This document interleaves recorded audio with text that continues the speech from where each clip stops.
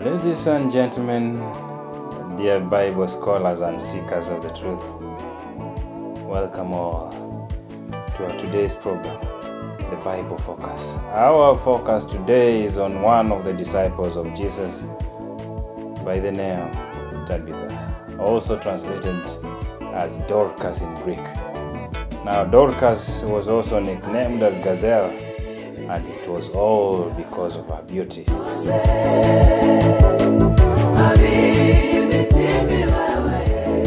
Music is by Nzungu featuring Aim Frank and Ehud, and the song Nimtuze. I am your presenter Shadrach, and this is Jenga Kenya TV. Let's all enjoy.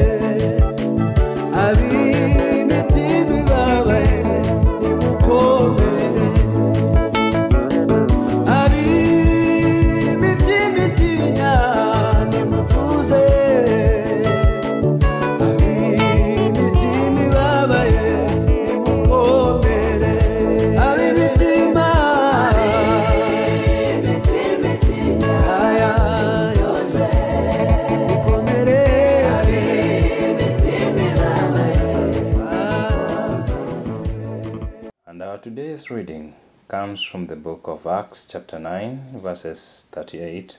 Now there was at Joppa a certain disciple named Tabitha, which by interpretation is called Dorcas. This woman was full of good works and charitable deeds. And it came to pass in those days that she fell sick and died. And when they had washed her, they laid her in the upper room. And as Lydda was near Joppa, the disciples, hearing that Peter was there, sent men to him, urging him, "Come to us without delay." And Peter rose and went with them. And when he had arrived, they brought him into the upper room, and all the widows stood by him, weeping and showing the coats and garments which Dorcas had made, while she was with them.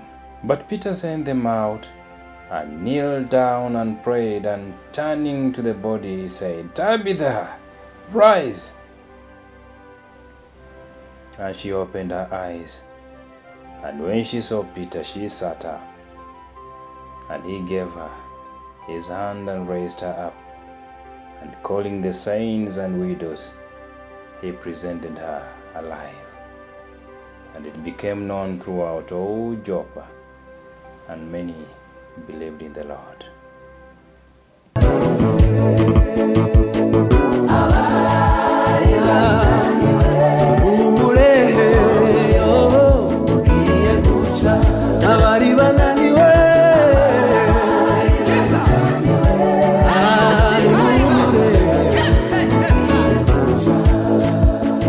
We tell the story of Tabitha because it shows us the awesome power of life in Christ. Tabitha the disciple learned from Jesus giving away of life. Tabitha had become one with the Lord she followed, and that union showed in how she lived, how she cared for others, how she directed her resources. Her life had already been transformed by Jesus. Her being raised from the dead was one more powerful sign of presence of Christ in her. Whether she lived or died, she was in Christ and shared in his transforming and everlasting life. It is easy for us to sell ourselves short. Women have a way of discounting what they do.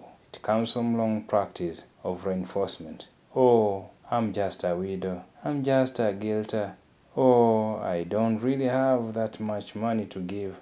I don't read Bible and I like to talk with others about what it means. But I'm no great scholar.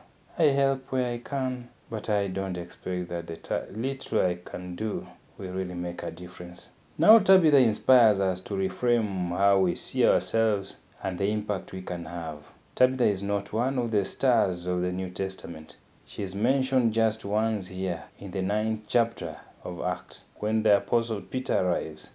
becomes the center of attention, telling people where to go, calling down the power of God, making a miracle.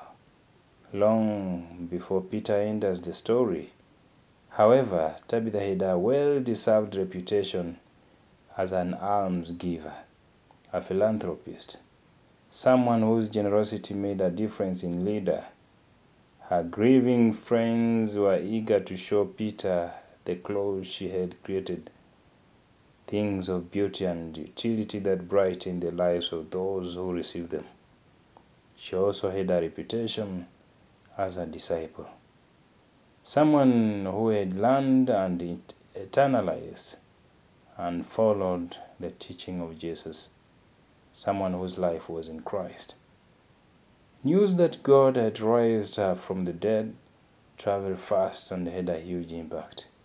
Through her witness, many believed in the Lord. You too can be a philanthropist. You too can participate intimately in the life of Jesus. You too can be a powerful witness. You too can make a difference. And may God bless us all.